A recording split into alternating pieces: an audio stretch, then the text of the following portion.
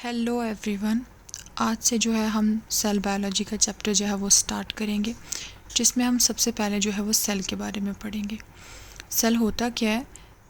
Cell is a membrane bound structural and functional unit of life that contains cytoplasm and organelles. Cell जो है वो basic unit होता है life का, मतलब जो ऑर्गेनिजम्स होते हैं वो सेल से मिलकर बने होते हैं, तो सेल से जो है वो फिर आगे फर्दर टिश्यूज़ बनते हैं। तो इसीलिए सेल जो है वो बेसिक यूनिट होता है लाइफ का। इसीलिए सेल को जो है वो स्ट्रक्चरल एंड फंक्शनल यूनिट कहा जाता है लाइफ का। इसमें साइटोप्लाज्म प्रेजेंट होता है और डिफरेंट ऑर्गेनेल्स जो हैं वो इसमें प्रेजेंट होती हैं, जिनको हम आगे फर्दर स्टडी करेंगे। सेल को सबसे पहले जो है एक थिन स्लाइस ऑफ कॉर्क में डिस्कवर किया गया था। ठीक है, मतलब कि हम बोल सकते हैं कि एक थिन स्लाइस जो है ट्री की जो है, ट्री का जो बार्क है उसकी एक थिन स्लाइस में जो है वो सेल को सबसे पहले जो है वो ऑब्ज़र्व किया था रॉबर्ट हुक ने 1665 के अंदर। लेकिन वो जो सेल था वो डेड सेल था, मतलब वो लिविंग नहीं था, वो डेड सेल था। उसके बाद सबसे फर्स्ट मतलब जो एंटोन वॉन ल्यूवेनहुक है, इन्होंने ये फर्स्ट पर्सन थे जिन्होंने कुछ फ्यू लिविंग सेल्स को जो है इन्होंने ऑब्ज़र्व किया था, कैपेबल ऑफ मूविंग, जो कि मूव कर सकते थे, जैसे कि bacteria, protozoa, spermatozoa, red blood corpuscles under his on designed microscope. मतलब इन्होंने खुद की माइक्रोस्कोप डिज़ाइन की थी जिसमें इन्होंने कुछ लिविंग सेल्स जो हैं जो मूव कर सकते थे उनको ऑब्ज़र्व किया था। उसके बाद जो रॉबर्ट ब्राउन है, इन्होंने न्यूक्लियस को, जो सेल का न्यूक्लियस होता है उसको डिस्कवर किया था। उसके बाद जितने भी ऑर्गेनिजम्स होते हैं, और all organisms are composed of one or more sales. जो ऑर्गेनिज्म है वो एक या एक से ज़्यादा सेल से मिलकर बने हुए होते हैं, ये हमें पता है। अब सेल्स जो होते हैं ये स्मॉलेस्ट लिविंग थिंग्स होते हैं, the basic unit of organization of all organisms. जैसे मैंने ऊपर कहा था कि जो सेल है वो बेसिक यूनिट है लाइफ के, सेल से ही ऑर्गेनिज्म की जो बॉडी है वो बनती है, तो वही यहाँ पे लिखा है। सेल जो होते हैं, cell arise only by division of a previously existing cell. पहले जो सेल प्रेजेंट होते हैं उनसे ही न्यू सेल जो है वो बनते हैं। ठीक है, ये जो है ये हम आगे फर्दर जो है वो स्टडी करेंगे। तो यहाँ पर हमने देखा कि जो सेल होता है वो बेसिक यूनिट है लाइफ का, इसको स्ट्रक्चरल एंड फंक्शनल यूनिट बोलते हैं लाइफ का। इसमें बहुत ज़्यादा ऑर्गेनेल्स प्रेजेंट होते हैं, साइटोप्लाज्म प्रेजेंट होते हैं।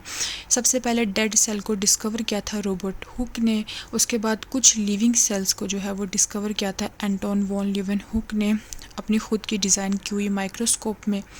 उसके बाद रॉबर्ट ब्राउन जो है उन्होंने भी डिस्कवर किया था सेल के न्यूक्लियस को। ये था थोड़ा बहुत सेल के बारे में कि सेल होता क्या है।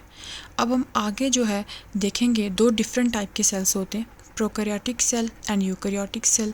अब हम देखेंगे कि ये कौन से सेल्स होते हैं, किस टाइप के सेल्स होते हैं और इनमें क्या डिफरेंस होता है। दो डिफरेंट टाइप के सेल्स होते हैं, prokaryotic cell and eukaryotic cell. दोनों को हम अच्छे से इस वीडियो में जो है वो स्टडी करेंगे। On the basis of nuclear organization, cells can be classified into prokaryotic cells and eukaryotic cells. अगर हम न्यूक्लियर ऑर्गेनाइजेशन देखते हैं, मतलब न्यूक्लियर ऑर्गेनाइजेशन का मतलब है कि सेल के अंदर वेल ऑर्गेनाइज्ड न्यूक्लियस प्रेजेंट है या नहीं है, तो उसके बेस पर दो डिफरेंट टाइप के सेल्स होते हैं। एक को प्रोकैरियोटिक सेल बोलते हैं। प्रोकैरियोटिक सेल ऐसा सेल होता है जिसमें ट्रू न्यूक्लियस प्रेजेंट नहीं होता, मतलब कि वेल ऑर्गेनाइज्ड न्यूक्लियस यहाँ प्रेजेंट नहीं होगा। दूसरा जो है वो होता है यूकैरियोटिक सेल, जिसमें एक ट्रू न्यूक्लियस प्रेजेंट होता है, मतलब कि एक वेल ऑर्गेनाइज्ड न्यूक्लियस जो है वो इसमें प्रेजेंट होता है। वो हम आगे डिस्कस करेंगे। तो सबसे पहले हम प्रोकैरियोटिक सेल जो है उसके बारे में स्टडी करेंगे। सबसे पहले हम प्रोकैरियोटिक सेल को डिस्कस करेंगे। This cell size is usually small 0.1 to 5.0 micrometer. जो प्रोकैरियोटिक सेल है इसका जो साइज़ होता है वो यूजुअली स्मॉल होता है, ये स्मॉल होता है साइज़ में as compare to eukaryotic cell. Prokaryotic cell जो है इसके पास एक ऑर्गेनाइज्ड न्यूक्लियस नहीं होता है, an organized nucleus is absent. उसकी जगह एक न्यूक्लियोइड जो है इस सेल में प्रेजेंट होता है, न्यूक्लियस की जगह। ठीक है, अब इस डायग्राम से मैं आपको बताती हूँ कि ये जो थ्रेड लाइक का स्ट्रक्चर है ये जो है ये एक प्रोकैरियोटिक सेल है। ठीक है, ई कोलाई का, जो कि एक बैक्टीरिया है, ये जो थ्रेड लाइक स्ट्रक्चर है ये वाला, इसी को न्यूक्लियोइड बोलते हैं या फिर इसको प्रोक्रोमोसोम भी बोला जाता है। न्यूक्लियोइड एक मतलब जैसे थ्रेड लाइक स्ट्रक्चर है, बिल्कुल जो साइटोप्लाज्म है सेल का उसके अंदर जो है ये एक थ्रेड लाइक स्ट्रक्चर यहाँ पर प्रेजेंट है। इसके ऊपर कोई भी इन्वेल्प मतलब कोई भी प्रोटेक्शन और वी कैन से कोई शील्ड इसके ऊपर प्रेजेंट नहीं है। ये बिल्कुल फ्रीली जो है यहाँ पर प्रेजेंट है साइटोप्लाज्म के अंदर। एक थ्रेड लाइक स्ट्रक्चर यहाँ पर हमें देखने को मिल रहा है, यही है न्यूक्लियोइड। इसी में जो है वो जेनेटिक मटेरियल इस सेल का जो है वो प्रेजेंट होता है। मतलब यहाँ पर इस डायग्राम की हेल्प से हम देख पा रहे हैं कि ये जो प्रोकैरियोटिक सेल है इसमें एक वेल ऑर्गेनाइज्ड न्यूक्लियस नहीं प्रेजेंट है, उसकी जगह यहाँ पर एक थ्रेड लाइक स्ट्रक्चर जो है यहाँ पर ये दिख रहा है, ये न्यूक्लियोइड जो है वो इसके साइटोप्लाज्म में प्रेजेंट होता है। उसके बाद nucleoid is equivalent to a single chromosome or prochromosome, hence the amount of DNA is comparatively low। जो प्रोकैरियोटिक सेल का जो न्यूक्लियोइड होता है, ठीक है, ये एक सिंगल क्रोमोसोम की इक्विवेलेंट होता है, तो इसीलिए इसमें जो डीएनए का अमाउंट है, जो अमाउंट ऑफ डीएनए है वो लो होता है as compare to eukaryotic cell. ठीक है, जैसे मैंने अभी डायग्राम में बताया कि यहाँ पर ये एक थ्रेड लाइक स्ट्रक्चर जो है न्यूक्लियोइड का ये प्रेजेंट है, जो कि साइटोप्लाज्म में प्रेजेंट है। इस पर कोई भी न्यूक्लियर इन्वेल्प प्रेजेंट नहीं है और ये जो है ये इक्विवेलेंट होता है एक क्रोमोसोम के। ठीक है, इसीलिए इसको प्रोक्रोमोसोम और या फिर प्रोक्रोमोसोम के, इसीलिए इसमें जो डीएनए का अमाउंट है वो कम होता है as compare to eukaryotic cell. उसके बाद न्यूक्लियोलस इज़ एब्सेंट। यहाँ पर न्यूक्लियोलस जो है वो एब्सेंट होता है प्रोकैरियोटिक सेल के अंदर। प्रोटीन की जो सिंथेसिस है वो सिर्फ साइटोप्लाज्म में होती है प्रोकैरियोटिक सेल के अंदर। जैसे कि ये जो वाइट वाला पोर्शन है इस सेल का, यहाँ पे मैंने मेंशन भी किया, ये जो वाइट वाला पोर्शन है ये साइटोप्लाज्म है। तो ये जो साइटोप्लाज्म है इसके अंदर ये छोटे छोटे पिंक पिंक कलर के जो हैं ये राइबोसोम्स यहाँ पर प्रेजेंट होते हैं। 70S राइबोसोम जो है वो प्रेजेंट होता है प्रोकैरियोटिक सेल के अंदर। तो यहीं पर जो है साइटोप्लाज्म, इसी के अंदर प्रोटीन की सिंथेसिस होती है प्रोकैरियोटिक सेल के अंदर। उसके बाद membrane bound organelles are absent. Membrane bound organelles जैसे कि mitochondria, plastids, endoplasmic reticulum, lysosome etcetera, ये मतलब जो ऑर्गेनेलीज होती हैं वो प्रोकैरियोटिक सेल्स में नहीं होती हैं, एब्सेंट होती हैं। जैसे कि डायग्राम में दिख रहा है कि यहाँ पर कोई भी जो मेम्ब्रेन बाउंड ऑर्गेनेली है वो प्रेजेंट नहीं है। ठीक है, एब्सेंट होती हैं इसमें मेम्ब्रेन बाउंड ऑर्गेनेलीज। जो प्रोकैरियोटिक सेल है इसमें एडिशनली स्मॉल सर्कुलर डीएनए के जो सेगमेंट्स हैं वो प्रेजेंट होते हैं, जिनको प्लाज्मिड्स कहा जाता है।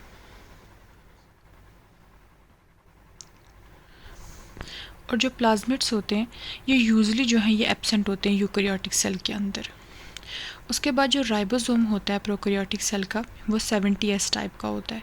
जैसे मैंने अभी बताया था कि ये जो प्रोकैरियोटिक सेल का ये जो साइटोप्लाज्म है इसमें ये जो पिंक पिंक कलर के हैं ये जो हैं ये यहाँ पर क्या है, ये राइबोसोम्स प्रेजेंट है। 70S टाइप के यहाँ पर राइबोसोम्स प्रेजेंट होते हैं और वहीं यहीं पर जो है प्रोटीन की सिंथेसिस होती है। और ये जो ग्रीन ग्रीन है, जैसे फॉर एग्जांपल ये हो गया, ये इस टाइप के, ये जो है ये प्लाज्मिड्स हैं। प्लाज्मिड मतलब कि जो एडिशनली अभी मैंने कहा है कि जो स्मॉल सर्कुलर सेगमेंट्स होते हैं वो हैं, इनको कहा जाता है प्लाज्मिड्स। उसके बाद जो सेंट्रियोलीज होती हैं जैसे कि सेंट्रोसोम, सेंट्रल अपरेटस, ये एब्सेंट होता है प्रोकैरियोटिक सेल के अंदर। ट्रू सैप वैक्यूल जो होते हैं वो यूजली एब्सेंट होते हैं प्रोकैरियोटिक सेल के अंदर। गैस वैक्यूल्स जो हैं वो प्रेजेंट हो सकते हैं इस सेल में। थाइलाकॉइड्स जो होते हैं अगर वो प्रेजेंट हैं प्रोकैरियोटिक सेल के अंदर तो वो फ्री होंगे साइटोप्लाज्म में। ठीक है, थाइलाकॉइड्स जो होते हैं ये फोटोसिंथेसिस में, आपको इतना याद रखना है अभी के लिए कि जो थाइलाकॉइड्स हैं ये फोटोसिंथेसिस में जो है वो हेल्प करते हैं। उसके बाद prokaryotic cell is made up of a single outer envelope called the cell membrane. तो ये था हमारा प्रोकैरियोटिक सेल। जैसे यहाँ पर आप देख पा रहे होंगे कि ये जो प्रोकैरियोटिक सेल है, मैं इसके स्ट्रक्चर को भी अच्छे से जो है वो आपको बता देती हूँ। जैसे सबसे पहले ये बीच में न्यूक्लियोइड है जिसको हमने स्टडी कर लिया है। उसके बाद ये यहाँ पर राइबोसोम्स प्रेजेंट हैं, प्रोटीन की सिंथेसिस में हेल्प करेंगे।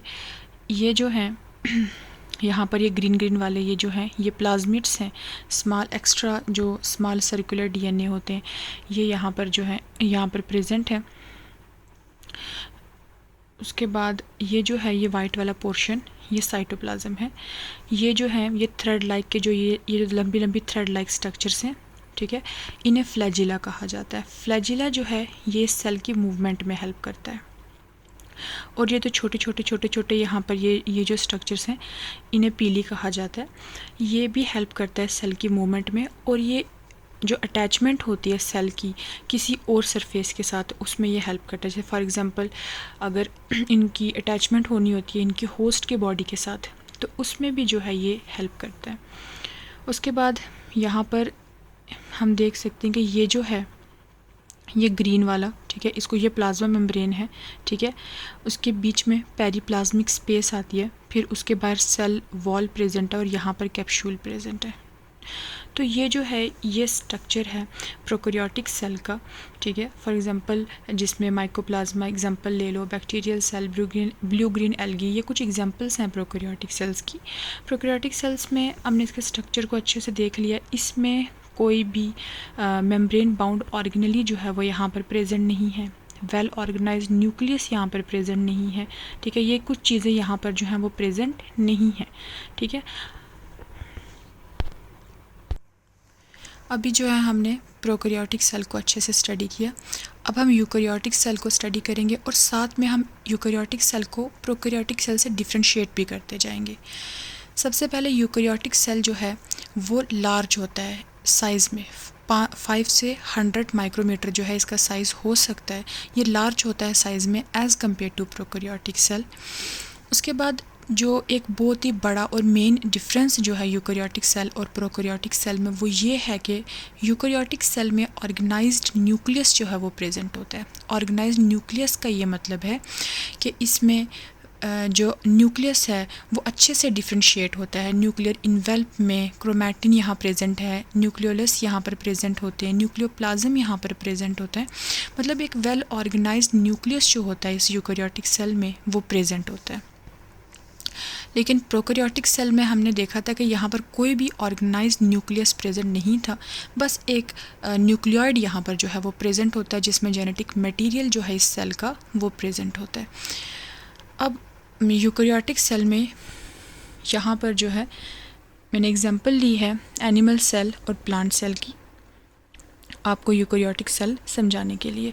दोनों टाइप के सेल्स मैंने यहाँ पर ले लिए हैं। ये वाला जो है ये एनिमल सेल है और ये वाला जो है ये प्लांट सेल है। अब मैंने यहाँ पर कहा है कि जो यूकैरियोटिक सेल होता है इसके अंदर वेल ऑर्गेनाइज्ड न्यूक्लियस प्रेजेंट होता है। तो ये जो पोर्शन है ये वाला ये न्यूक्लियस है एनिमल सेल का और ये न्यूक्लियस है प्लांट सेल का, जिसमें हम देख पा रहे हैं दोनों सेल्स में कि यहाँ पर जो है एक वेल ऑर्गेनाइज्ड न्यूक्लियस जो है दोनों सेल्स में प्रेजेंट है। ये न्यूक्लियस है, इसके बाहर जो है ये न्यूक्लियर इन्वेल्प है। न्यूक्लियर इन्वेल्प का ये मतलब आप समझ लीजिए कि एक शील्ड है, एक लेयर है जो न्यूक्लियस को प्रोटेक्ट करके रखती है। न्यूक्लियस को जो है वो डिफ्रेंशिएट करती है बाकी ऑर्गेनेली से जो कि और साइटोप्लाज्म से जो कि सेल के अंदर प्रेजेंट है। तो यहाँ पर न्यूक्लियर इन्वेल्प जो है वो प्रेजेंट है, जैसे मैंने यहाँ पर मेंशन किया हुआ है। ये आप देख सकते हैं this one is nuclear envelope. उसके बाद ये जो ब्लू कलर का पोर्शन है ये हो गया न्यूक्लियोलस एनिमल सेल के अंदर, ये पूरा जो है ये न्यूक्लियस है। उसी तरीके से जो ये प्लांट सेल है इसमें भी यहाँ पर प्रेजेंट है, ये ब्लू वाला पोर्शन जो है ये हो गया न्यूक्लियोलस, ये पूरा जो है ये न्यूक्लियस है और इसके बाहर जो है यहाँ पर न्यूक्लियर इन्वेल्प जो है वो प्रेजेंट है। न्यूक्लियस अच्छे से दोनों सेल्स में जो है वो डिफ्रेंशिएट हुआ है, इसीलिए ये दोनों यूकैरियोटिक सेल्स हैं। उसके बाद nucleus contains more than 1 chromosome, hence the amount of DNA is comparatively very high. तो as compare to prokaryotic cell, अब यहाँ पर एक यूकैरियोटिक सेल में एक ऑर्गेनाइज्ड न्यूक्लियस जो है वो प्रेजेंट है, तो ओबियसली यहाँ पर जो जेनेटिक मटेरियल है वो ज़्यादा होगा, तो इसलिए यहाँ पर ज़्यादा क्रोमोसोम्स प्रेजेंट होते हैं, तो इसीलिए जो अमाउंट ऑफ डीएनए है वो भी हाई होता है यूकैरियोटिक सेल का as compare to prokaryotic cell. उसके बाद न्यूक्लियोलस जो हैं वो यहाँ पर प्रेजेंट होते हैं, यहाँ पर एब्सेंट थे। जैसे मैंने अभी डायग्राम में दिखाया है यहाँ पर ये जो ब्लू कलर का पोर्शन है ये न्यूक्लियोलस है एनिमल सेल के अंदर, वैसे ही प्लांट सेल में भी ये जो ब्लू कलर का पोर्शन है ये न्यूक्लियोलस है, वो यहाँ पर प्रेजेंट है दोनों सेल्स के अंदर। उसके बाद protein synthesis takes place in cytoplasm, mitochondria and plastids. जो यूकेरियोटिक सेल है इसमें प्रोटीन की सिंथेसिस जो है वो साइटोप्लाज्म में भी होती है, माइटोकॉन्ड्रिया के अंदर भी होती है और प्लास्टिड्स में भी होती है। लेकिन प्रोकैरियोटिक सेल में प्रोटीन की सिंथेसिस सिर्फ साइटोप्लाज्म में हो रही थी। उसके बाद एक और मेन डिफरेंस जो है इन दोनों सेल्स में वो ये है कि मेम्ब्रेन बाउंड ऑर्गेनेलीज जो हैं यूकेरियोटिक सेल में वो प्रेजेंट होती हैं, जैसे कि mitochondria, plastids, endoplasmic reticulum, Golgi apparatus, lysosome etcetera. मतलब ये जो मेम्ब्रेन बाउंड ऑर्गेनेलीज हैं ये प्रेजेंट होती हैं यूकेरियोटिक सेल्स के अंदर, जिनका अलग अलग फंक्शन होता है। लेकिन membrane bound organelles prokaryotic cell में नहीं होती हैं, वहाँ पर एब्सेंट होती हैं। जैसे वो वाला जो सेल होता है वो मोस्टली अंदर से हमने देखा था कि हाल ही था, कोई ऑर्गेनेलीज उसके अंदर प्रेजेंट नहीं थी। बट यहाँ पर जैसे ये एनिमल सेल है इसमें दिख रही हैं डिफरेंट टाइप की ऑर्गेनेलीज, जैसे कि मैं आपको दिखाती हूँ। ये जो हैं ये ब्लैक कलर के ये लाइसोसोम्स हो गए। उसके बाद ये वाला जो है ये माइटोकॉन्ड्रिया हो गए।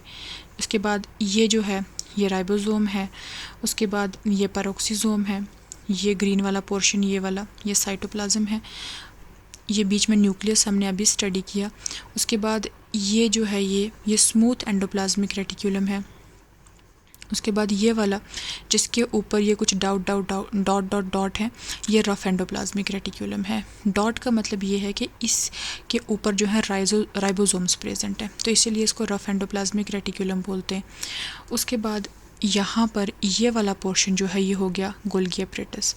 वैसे ही यहाँ पर प्लांट सेल है, प्लांट सेल के अंदर ये यहाँ पर प्रेजेंट है गोल्गी अपरेटस, यहाँ पर न्यूक्लियस प्रेजेंट है। उसके बाद ये वाला जो पोर्शन है ये प्लाज्मा मेम्ब्रेन है। ये जो बड़ा सा बीच में पोर्शन है इसको वैक्यूल बोलते हैं।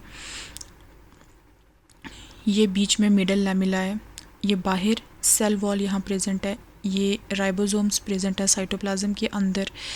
ये पेरोक्सिसोम यहाँ पर प्रेजेंट है। ये हो गया दिस वन, ये और ये जो है ये माइटोकॉन्ड्रिया यहाँ प्रेजेंट है। माइक्रोट्यूब्यूल्स यहाँ प्रेजेंट हैं। ये ग्रीन वाला पोर्शन ये साइटोप्लाज्म है। उसके बाद ये जो है ये ग्रीन 1 2 ये जो मैंने यहाँ पर बनाए हुए हैं ये क्लोरोप्लास्ट है। Chloroplast is a type of plastid. Plastid की और भी टाइप्स होती हैं, जैसे कि क्लोरोप्लास्ट हो गया, ठीक है। उसके बाद ल्यूकोप्लास्ट होता है, क्रोमोप्लास्ट होता है। ये कुछ टाइप्स हैं प्लास्टिड्स की जो हम आगे फर्दर स्टडी करेंगे। उसके बाद यहाँ पर ये जो है ये प्रेजेंट है स्मूथ एंडोप्लाज्मिक रेटिकुलम, ठीक है। और ये जो है जिसके ऊपर राइबोसोम्स प्रेजेंट है ये हो गया रफ एंडोप्लाज्मिक रेटिकुलम, ठीक है। उसके बाद ये है प्लाज्मोडेस्माटा। ये जो रेड कलर के डॉट हैं और ये जो बीच में स्पेस है ये भी है प्लाज्मोडेस्माटा। इसके बारे में भी हम आगे स्टडी करेंगे। तो एक एक करके हम इन सब ऑर्गेनेलीज को अच्छे से आगे फर्दर स्टडी करेंगे। तो मैं बस ये बता रही थी कि डिफरेंट टाइप की ऑर्गेनेलीज जो हैं यूकेरियोटिक सेल के अंदर प्रेजेंट हैं, जो कि प्रोकैरियोटिक सेल में एब्सेंट होती हैं। अब जो यूकेरियोटिक सेल है इसमें प्लाज्मिड्स जो होते हैं ये यूजली एब्सेंट होते हैं, लेकिन यहाँ पर प्रोकैरियोटिक सेल में वो प्रेजेंट थे। राइबोसोम जो है यूकेरियोटिक सेल का वो ATS टाइप का होता है, मतलब जो साइटोप्लाज्म है यूकेरियोटिक सेल का उसमें ATS टाइप का राइबोसोम जो है वो प्रेजेंट होता है, और प्रोकैरियोटिक सेल में वो 70S टाइप का होता है।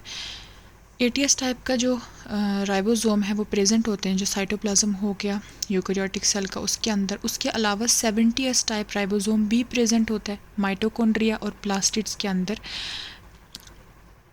प्रोटीन की सिंथेसिस साइटोप्लाज्म में तो होती ही होती है, उसके बावजूद माइटोकॉन्ड्रिया और प्लास्टिड्स के अंदर भी होती है, क्योंकि यहाँ पर इन दोनों के पास भी 70S राइबोसोम जो है वो प्रेजेंट होते हैं। यह हम आगे फर्दर स्टडी करेंगे। उसके बाद जो यूकेरियोटिक सेल है इसमें सेंट्रोलीज जो हैं वो प्रेजेंट होती हैं, और जो प्रोकैरियोटिक सेल है इसमें एब्सेंट होती हैं। जैसे यूकेरियोटिक सेल है इसके अंदर ये जो है, ये देखो, ये सेंट्रियोली यहाँ पर जो एनिमल सेल है इसके अंदर प्रेजेंट है। उसके बाद जो ट्रू सैप वैक्यूल जो होते हैं वो प्रेजेंट होते हैं यूकेरियोटिक सेल के अंदर, एग्जांपल प्लांट सेल्स। तो ये जो हमने बीच में एक येलो कलर का बड़ा सा जो है ये पोर्शन देखा था जिसने बहुत ज़्यादा स्पेस गेन की हुई है प्लांट सेल के अंदर, एक्चुअली में ये एक वैक्यूल है जो चीज़ों को स्टोर करके रखता है, ठीक है, एक सैप वैक्यूल है। उसके बाद यूकेरियोटिक सेल में जो थाइलाकॉइड्स होते हैं, if present are grouped inside chloroplast as granum, ठीक है। तो जो थाइलाकॉइड होते हैं ये क्लोरोप्लास्ट के अंदर प्रेजेंट होते हैं एज ग्रैनम। अभी के लिए बस आपको इतना याद रखना है कि ये जो थाइलाकॉइड्स होते हैं ये फोटोसिंथेसिस में जो है वो हेल्प करते हैं, ठीक है, प्लांट की हेल्प करते हैं फोटोसिंथेसिस में। और ये जो है प्लांट सेल, इसमें ये क्लोरोप्लास्ट है, इसके अंदर जो है ये थाइलाकॉइड्स वगैरह प्रेजेंट होते हैं जिनको ग्रैनम कहा जाता है। उसके बाद eukaryotic cell having a double R2 envelope system, ठीक है। और प्रोकैरियोटिक सेल में जो है एक ही इन्वेल्प था, सिंगल आउटर इन्वेल्प था। यहाँ पर दो होते हैं, एक जो होता है मैंने आपको बताया कि एक जो है वो न्यूक्लियर इन्वेल्प होता है जो कि न्यूक्लियस को बाकी जो ऑर्गेनेलीज और जो साइटोप्लाज्म होता है यूकेरियोटिक सेल का उससे जो है वो अलग करके रखता है। और प्रोकैरियोटिक सेल जो है वो सिंगल आउटर इन्वेल्प से मिलकर बना हुआ होता है। और जो यूकेरियोटिक सेल है इसमें एक ये न्यूक्लियर इन्वेल्प होता है और एक बाहर की तरफ जो है वो इन्वेल्प होता है। तो इसलिए यहाँ पर जो है वो दो इन्वेल्प होते हैं या फिर उसको डबल इन्वेल्प सिस्टम भी बोलते हैं। तो ये था difference between prokaryotic and eukaryotic cell. अब यूकेरियोटिक सेल के लिए मैंने दो डिफरेंट सेल लिए थे, प्लांट सेल और एनिमल सेल। तो अब जो है